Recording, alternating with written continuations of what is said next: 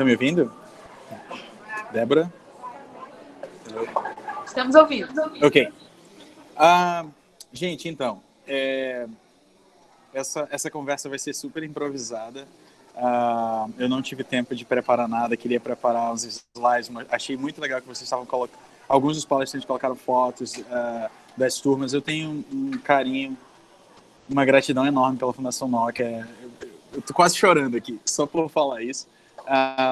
Mas quando eu vi que a escola estava tendo essa oportunidade de compartilhar um pouco sobre carreiras com os alunos, isso me deu uma,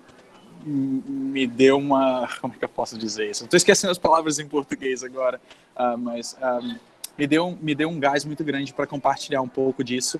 Eu não vou chorar. Porque eu lembro que quando eu estava na mesma posição que vocês, na mesma cadeira, há quantos anos atrás? Deixa eu ver aqui, 2002, 2005. Então são quase 17 anos, é muito tempo. Eu não tive nenhum role model, nenhuma pessoa para me espelhar quando eu decidi que eu ia fazer medicina. Então, eu vou tentar falar em 3 minutos um pouco da minha história. Eu sei que o tempo está corrido, eu já entrei um pouco atrasado, mas eu me chamo Anderson. Todo mundo na minha sala me chamava de Anderson Paes, mas aqui nos Estados Unidos, geralmente eles chamam os médicos pelo último nome, pelo last name. Então, meu último nome é Penha, então todo mundo me chama de Dr. Penha. E aí isso mudou um pouco, porque sempre me chamava de Anderson Paes. Eu sou egresso da turma 2002, 2004. 2002, 2004, eu era do primeiro, segundo, terceiro AI, e eu fiz informática. Em algum momento do curso, achei que eu ia fazer engenharia, vim de escola pública. Assim, eu vou tentar resumir tudo, acho que eu passaria 5 horas aqui contando um pouco da história. Isso aí, turma aí, sempre, né? A gente era chamado de Joe, não sei se o pessoal ainda chama os alunos de informática de Joe. Então, eu fiz informática, grande parte dos meus amigos da vida inteira são da minha turma. Ao longo dos 3 anos, eu comecei a fazer o PSC, né? Fiz PSC 1, 2 e 3. Eu acho que no primeiro ano, quando a minha nota saiu, eu não tinha expectativa nenhuma, não fazia ideia. Se me perguntassem, sei lá, setembro do primeiro ano, na época do primeiro ano letivo, o que eu ia fazer, eu não fazia ideia. E aí, quando saiu a minha nota, eu acho que a professora de biologia, na época da escola, falou assim: hey, você tem uma nota boa do PSC e tal, você já pensou o que você vai fazer? Eu falei assim, não, assim, você tem nota competitiva para talvez tentar medicina e tal. E aí, assim, eu falei assim, nossa, que legal, nunca tinha pensado nisso. Isso porque, tipo, eu sou o primeiro médico da minha família, não tive contato com médico além das minhas visitas no SPA e os pediatras quando eu era criança, então medicina não era uma coisa que estava no forefront da minha cabeça, assim, tipo, era uma coisa muito inalcançável, né? E já existia aquele estigma de, o estereótipo de, é um curso de elite, só quem vai para escolas mais conceituadas em Manaus consegue, é um super concorrido, você nunca vai conseguir. Então, sempre tive muitos nãos e muitos eu acho que não vai dar para você. E aí, em algum momento, eu comecei a me interessar pela competitividade do curso. Eu acho que eu aceitei o desafio inicialmente, e eu gostava muito de química, eu gostava muito de biologia, comecei a me interessar muito mais por essa dinâmica, enquanto eu continuava o curso de informática, continuei tendo bom rendimento no curso, não era aquela coisa que me dava paixão, mas aprendia a programar, e eu tentei tirar o máximo que eu pude de aprendizado da Fundação Nokia. E aí, no segundo ano, já focado para medicina, eu comecei a me preparar com mais intensidade para as provas, né? E aí fiz eu estou falando dos steps, na verdade, o PSC2, fiz o PSC3, e aí eu lembro que no meu ano, eu acho que 4 alunos passaram para medicina, eu era um deles. Eu sou o único médico da minha turma, então até hoje a minha turma bagunça muito comigo. E aí, 2 outros alunos de telecomunicações são grandes amigos meus também. Eles acabaram indo para a minha turma na faculdade. Então, a gente não era tão amigo na Fundação Nokia, mas acabou ficando amigo durante a faculdade. A gente fez o curso inteiro juntos e tal. Hoje eles estão em Manaus, mas em diferentes especialidades. Então, seguiram a trajetória deles. E então foi isso. E aí eu fiz faculdade na UFAM, finalizei o curso. Eu vou contar um pouco para vocês entenderem que assim, nem tudo é só sucesso, tá? Então, assim, quando você está aí no ensino fundamental, a gente sempre pensa que a gente nunca vai falhar. Então, assim, eu tive muitas falhas, muitas derrotas. Quando você olha para trás, eu pensei que, nossa, 17 anos, rolaram muitas águas para que eu pudesse chegar até aqui. Mas e isso sempre vai te dar um aprendizado, né? Eu acho que você tem que focar na etapa que você está se empenhando a ultrapassar, a vencer e tomar os aprendizados que são necessários, sejam os resultados bons ou ruins. E uma coisa que eu tenho para falar para vocês, a maior parte das falhas, dos momentos em que eu não dei certo, que não deu certo, que eu reprovei ou que eu não consegui o que eu queria, foram os momentos que, depois de uma certa reflexão, me ajudaram a redirecionar um pouco as minhas estratégias e continuar seguindo o meu foco. Voltando para a faculdade de medicina, eu trabalhei durante a faculdade inteira, vim de família humilde, então só pude fazer medicina porque foi numa universidade pública. Eu não tive a oportunidade de fazer intercâmbio quando eu estava na Fundação Nokia, nem durante a faculdade. Ciências Sem Fronteira foi um programa que surgiu depois que eu graduei, então eu não era elegível, mas eu sempre quis ter alguma experiência fora. Eu comecei a estudar inglês quando eu estava na 8ª série. E isso foi porque os meus pais acharam que depois do ensino médio eu ia conseguir um emprego melhor. E aí eu continuei, comecei a gostar, e aí aquilo me ajudou muito a viajar, sabe?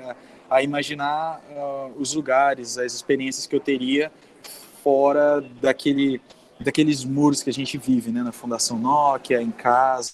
Então, acho que a minha adolescência foi muito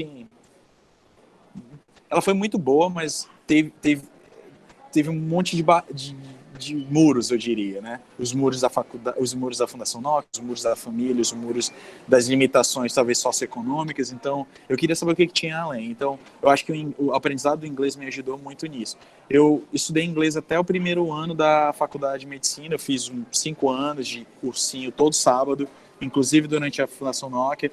E aí fiz 1 ano de conversação, aprendi muito, estudava muito, ouvia muita música.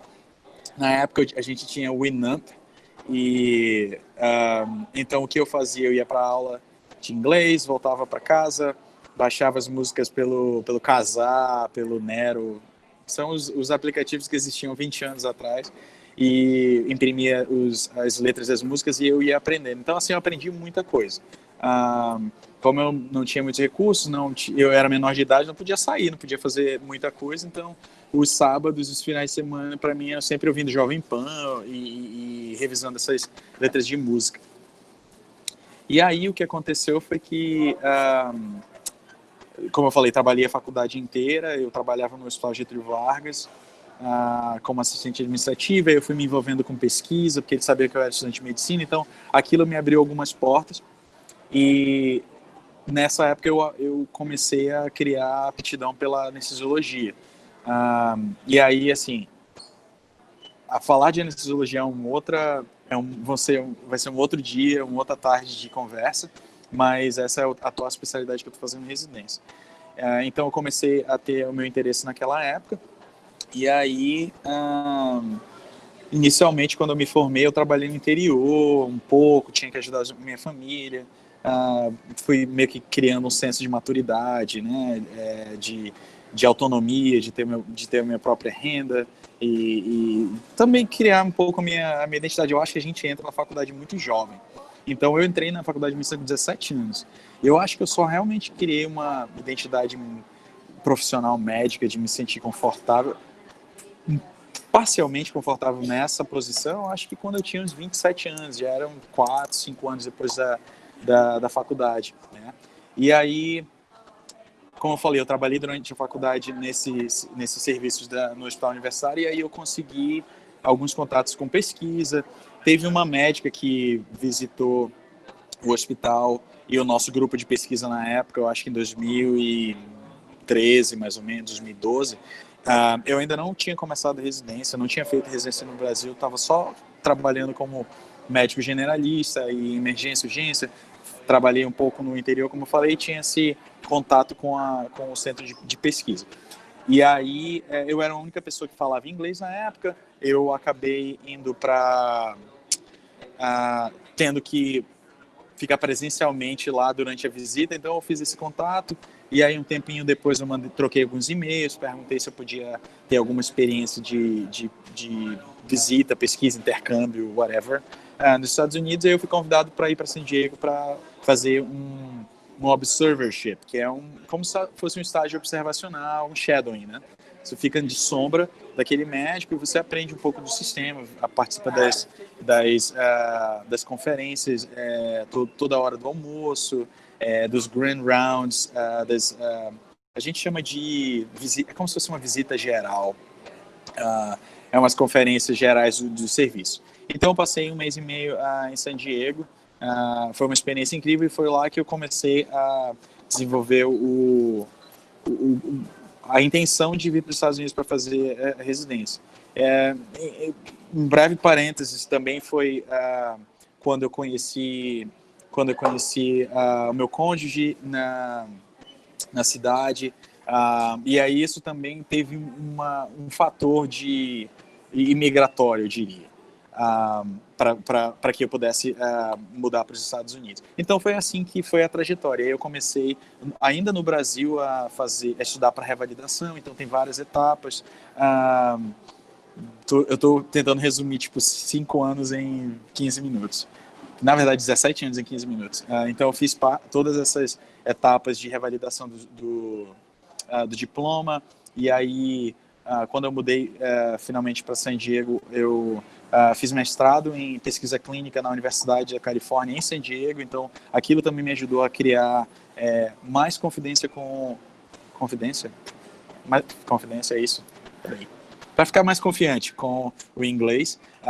E aí eu participei de vários seminários, várias aulas, tive que fazer apresentações em inglês. Então tudo isso me ajudou a desenvolver um pouco as minhas habilidades. Eu fiz alguns treinamentos de redução de sotaque, para melhorar a entonação em algumas pronúncias, em algumas situações. Eu fiz treinamento extracurricular de liderança quando eu estava na universidade. Então eu conheci muita gente, aprendi muita gente. Todas essas oportunidades eu agreguei um bloquinho de experiência que me fazem ser um bom médico, fazem tentar ser um médico melhor, comunicar melhor com as pessoas aqui, com os outros profissionais de saúde, meus preceptores, os professores, os pacientes, familiares, etc. E aí, ano passado, na verdade, em 2018, eu comecei o processo de seleção de residência médica, apliquei, e aí a aplicação para residência médica aqui é completamente diferente. Eu não vou entrar em tantos detalhes. Quem tiver depois interesse específico nessa área, eu tenho intenção de prestar vestibular para medicina, eu posso conversar. Então são várias etapas. Eu posso contar como foi a minha trajetória para entrar na medicina no Brasil, como foi entre a graduação em residência e agora na residência fora do Brasil. Então tudo isso eu acho que merece uma conversa separada. Mas enfim, apliquei para residência nos Estados Unidos, e aí o processo é diferente. Tem um pouco de nota das suas provas, tem um pouco de o que você traz de bagagem, com quantos idiomas você fala. Eles querem saber se você é uma pessoa que é teachable, o que significa que se você é uma pessoa que eles podem te ensinar, se você tem características interpessoais, um temperamento, né, que você vai se relacionar bem com o seu time. E aí, e aí foi isso, né? Eu fiz algumas entrevistas. Por eu ser imigrante, né? Eles chamam de IMG, que significa International Medical Graduate. Por estar nessa situação, o que eu ia falar? Por estar nessa situação, então existem certas barreiras. Eu não vou entrar em tantos detalhes em termos de preconceito, de viés, mas eu acho que seriam barreiras. Eu vou colocar essa palavra. Para que a gente entre. Então, isso começa com um processo de revalidação e depois para ter aceitação, para você ser convidado a entrevistar em algumas dessas instituições, certo? E aí, e aí eu não consegui tantas entrevistas da primeira vez, e aí eu não dei match. O match é quando você assegura a sua vaga, né? Como se fosse assim, passei na residência, eu passei no vestibular, e aí você vê o seu nome lá na lista, né? Que fica fixada na instituição. É como se fosse isso. Então, na primeira tentativa eu não fui aprovado. E aí eu tive que continuar trabalhando com pesquisa por um ano adicional, e aí na segunda tentativa eu entrei. Então, mais uma vez eu quero reforçar isso. Não olhem o primeiro fracasso, o primeiro tropeço como algo que vai te tirar completamente da tua trajetória. Eu sempre quis fazer anestesiologia. Não, e quando você tem um sonho, você tem alguma coisa que te move, isso vai fazer com que você chegue onde você quer. Então, assim, desde quando eu me graduei até eu começar o processo de residência e entrar na anestesiologia na residência, levou 7 anos. Entre esses 7 anos eu tive altos e baixos, eu fiquei doente, eu mudei de cidade, eu fui demitido, eu não passei em algumas provas, eu casei, tive muita coisa, eu perdi investimentos. Então, assim, agora, nesse momento, se eu estivesse conversando com o Anderson, que está aí agora me ouvindo, eu falaria, olha, calma, eu vou compartilhar um pouco do que aconteceu comigo, mas o que eu quero te dizer é o seguinte: foca no processo que você está fazendo agora. Não pensa muito no que vai acontecer daqui a 5 anos, o que vai acontecer daqui a 10 anos. Eu acho que quando você foca no processo do momento e talvez nos próximos 1 ou 2 anos, que seria o quê? Graduar no high school, graduar no ensino médio, e aí depois entrar na faculdade. E aí, quando você entra na faculdade no primeiro ano, você não tem que pensar no como vai ser a vida depois que você graduar. Você tem que pensar como vai ser a sua trajetória ao longo da faculdade e aproveitar. Vai ter os altos e baixos e você tem que se divertir. Eu acho que eu tive muita ansiedade, eu passei muitos momentos em que eu pensava muito o que vai acontecer, o que vai acontecer, o que vai acontecer, mas eu talvez poderia ter aproveitado o máximo que estava acontecendo naquele momento. Então essa é a dica que eu dou para vocês. E não ter medo de falhar, porque as falhas vão acontecer. Você vai aprender, você vai se reestruturar, crie uma boa rede de contatos, de amigos, principalmente os amigos. E eu vou dar um exemplo para vocês. Os meus amigos da Fundação Nokia são as pessoas que, depois dos meus pais, do Brasil, que eu mais sinto falta. E quem estiver me escutando aí, depois eles vão ver isso. Eu quero mandar um beijo para a Grace, eu quero mandar um abraço para o Marcos, para todo mundo do AI, para o Rocinei, para a Kathleen, para a Verusca, para a Renata, quem mais? Eu posso... Tem uma lista enorme, eram 35 pessoas, eu lembro a lista inteira. Mas assim, o que eu quero compartilhar é que em alguns momentos, quando eu me senti fraco aqui, que eu estava desapontado, que as coisas não estavam andando como eu estava planejando, eu volta e meia conversava com alguns desses amigos e eles me davam um senso de segurança, de pé no chão, de cabeça erguida, se mantém firme, continua no que você está fazendo, não deu certo agora, mas isso não significa que nunca vai dar certo. Eles foram um suporte emocional e moral muito grande.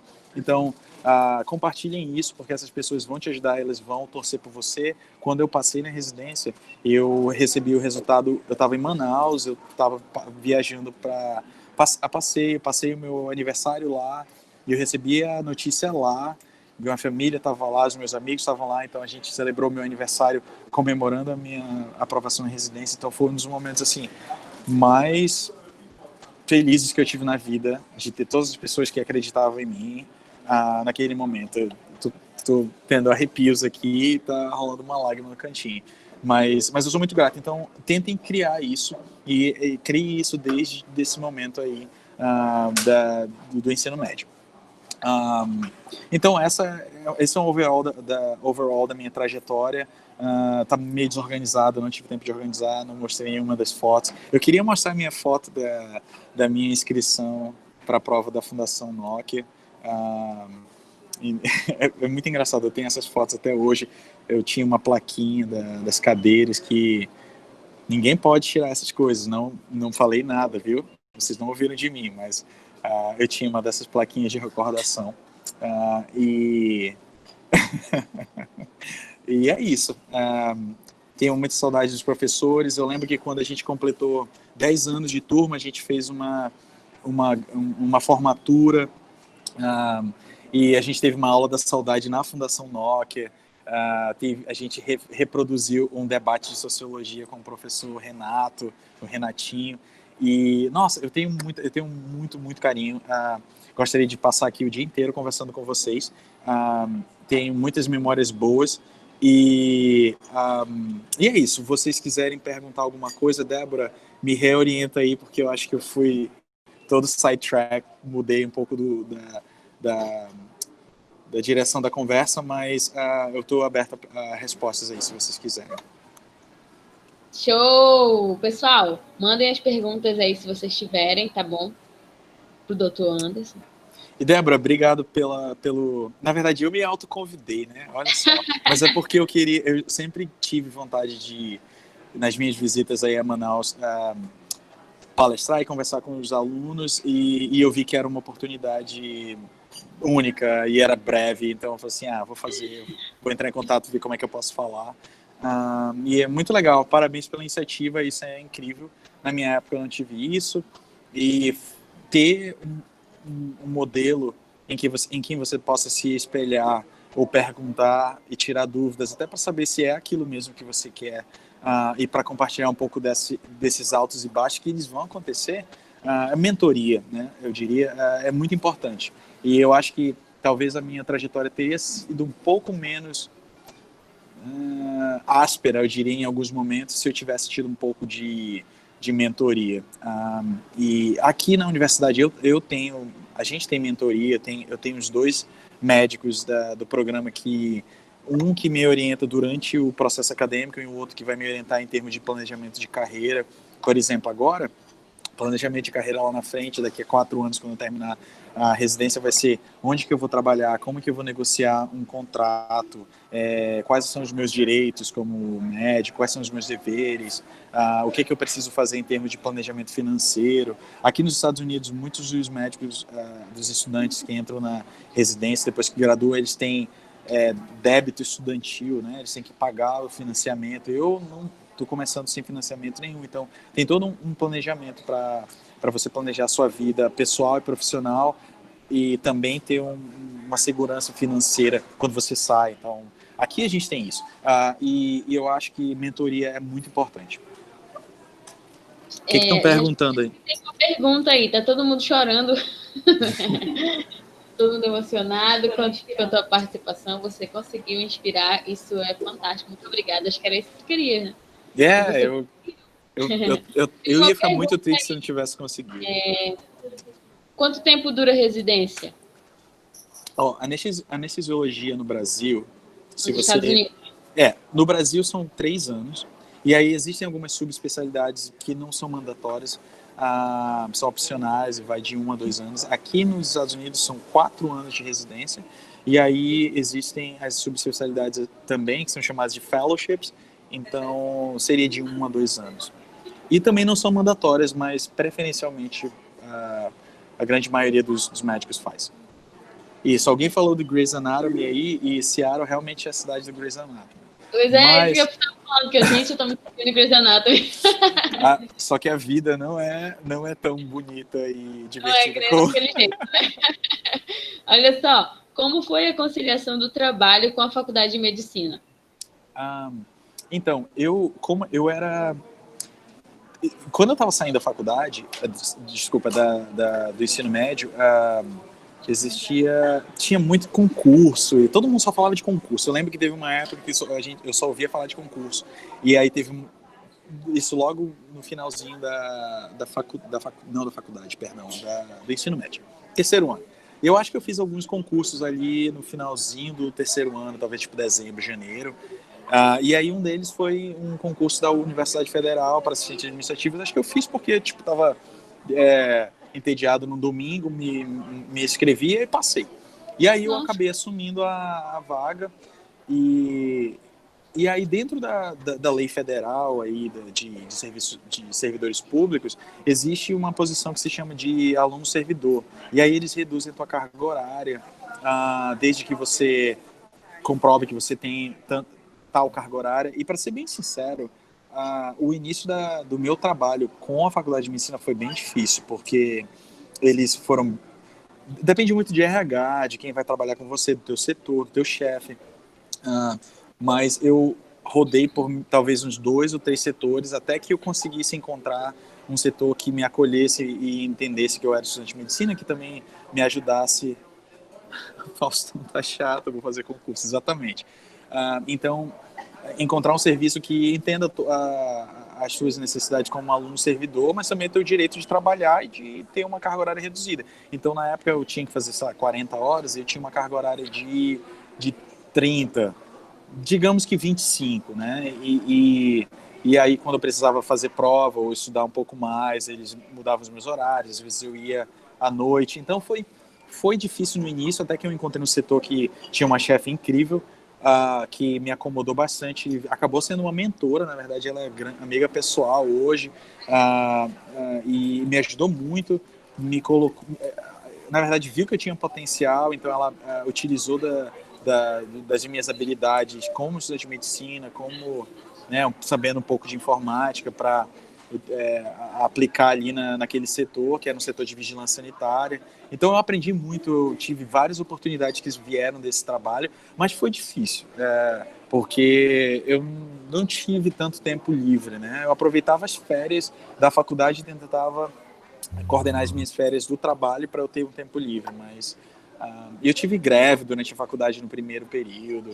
Então esses são os altos e baixos, mas olhando em retrospecto eu acho que eu aprendi muito. Eu tive que apertar um pouco mais o meu tempo disponível, mas foi bem gratificante. Eu tenho amigos do serviço até hoje, amigos pessoais, como eu falei, que eu aprendi muito, eu tenho muito respeito, muita gratidão. Show. Tem muita disputa entre os internos para assistir nas cirurgias dos atendentes? Alguém está falando isso baseado no Grey's Anatomy, e na verdade tem. Eu na verdade fico eu fico do outro lado do outro lado meu Deus, como é que é o nome em português? No outro lado do campo cirúrgico, né? Eles colocam os drapes, né? Aquele tecido azul, aquele papel azul, e aí eu fico do outro lado no monitor. Então quem fica realmente no lado cirúrgico, né? Do sítio cirúrgico são os cirurgiões. Então é muito difícil porque a coordenação do trabalho do anestesista com o cirurgião não necessariamente a gente não se vê muito, mas a gente se comunica muito, tanto pelo sistema, pelo prontuário eletrônico, por telefone, por pager. Na verdade, eu tenho que mostrar para vocês que vocês vão gostar disso, mas eu tenho um pager. Olha só. Aqui, ó. Então, isso daqui existe, viu? Isso daqui existe. Meu pager tá desligado. Tem uma pergunta aí. O anestesista só dá anestesia? Como? Qual é a pergunta? O anestesista só dá anestesia? Ele só tá lá só para aplicar? Sim. Então, não é só não, né? Tem uma coisa por trás de tudo isso. Então, em geral, o anestesista está aqui no centro cirúrgico. Na verdade, a gente tem anestesista dentro do centro cirúrgico e fora, mas dentro do centro cirúrgico onde eu estava agora, a gente tem que estar ali principalmente para ter certeza de que o paciente está em um ambiente seguro para participar do procedimento. Então, a gente tem que tomar conta de ventilação, de oxigenação, de circulação, verificar todas as linhas, os drenos, as conexões, tem uma monitoração o monitoramento desse paciente minuto a minuto, na verdade, segundo a segundo, por todo o procedimento. A gente faz reposição de fluidos se precisar, tem que fazer transfusão de sangue se tiver perda sanguínea durante o procedimento. A gente tem que fazer intubação endotraqueal. Então, esse último caso que eu participei, eu tentei intubar o paciente, mas foi uma intubação um pouco mais laboriosa, então a gente teve que parar em alguns momentos. Foi um paciente que precisou ficar em pronação, ou seja, ele estava deitado de bruços com um suporte para face e o tubo. Então, todas essas movimentações do paciente trazem mais desafios para o anestesista, para o cirurgião. Então, o anestesista é a pessoa que fica ali, que faz a pessoa dormir para o procedimento, que coloca o gás para anestesiar, que verifica todos os monitores, que mantém o paciente respirando adequadamente, paralisado adequadamente e sem dor, e que vai também trazer o paciente de volta quando o procedimento está completo. Todas as estruturas são feitas, os cirurgiões tiram as mãos de lá do sítio cirúrgico. Gente, não dá mais tempo para perguntas, tá? Então, Anderson, pode colocar aí o teu Instagram para os alunos te seguirem? Olha, o meu Instagram ele é mais pessoal, tá? Mas eu uso muito o Twitter como para comunicação profissional. Então pode ser um e-mail também. Pode ser o e-mail. Pode ser o meu e-mail também. É anderson.paz@gmail.com. Beleza. E agora dá um sorriso pra gente tirar um print do marcar. 1, 2, 3. Aí, beleza. Ok. Muito obrigada, tá, pela tua participação, de verdade. Foi perfeito. A gente terminou com chave de ouro, né? Que bom que deu certo. Que bom que deu certo. Pessoal, muito obrigado por me ouvirem. Tem 100 pessoas, eu estou me sentindo super importante, mas o mais importante disso é vocês saberem que eu já estive aí nesses bancos, na mesma posição. Tive dúvidas, tive inseguranças, tive medo, achei que eu não ia conseguir, mas eu não tive mentoria absolutamente nenhuma, acho que foi zero.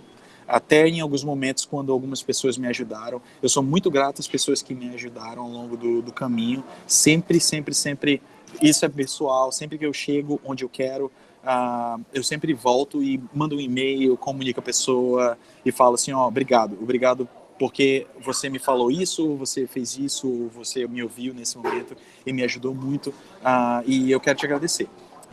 E contem comigo, eu sei que a gente está muito longe, mas as redes sociais estão aí, me contactem por e-mail, se vocês tiverem alguma dúvida, eu vou tentar responder da melhor forma possível, no melhor tempo que eu tiver, e principalmente acreditem no potencial de vocês, foquem uma etapa por vez, one step at a time. Pratiquem inglês, isso é muito importante, eu acho que diferencia muito. Se vocês têm intenção de fazer alguma coisa fora do Brasil, procurem a Fundação Estudar na internet, tem muita informação lá que ajuda bastante. E é isso. Acreditem em vocês, sejam gratos. Foquem nas pessoas que ajudam vocês também e foquem num processo por vez, tá bom? Estou por aqui, o que vocês precisarem. Muito obrigada. Débora, obrigado. Obrigada. Viu? Valeu. É nóis.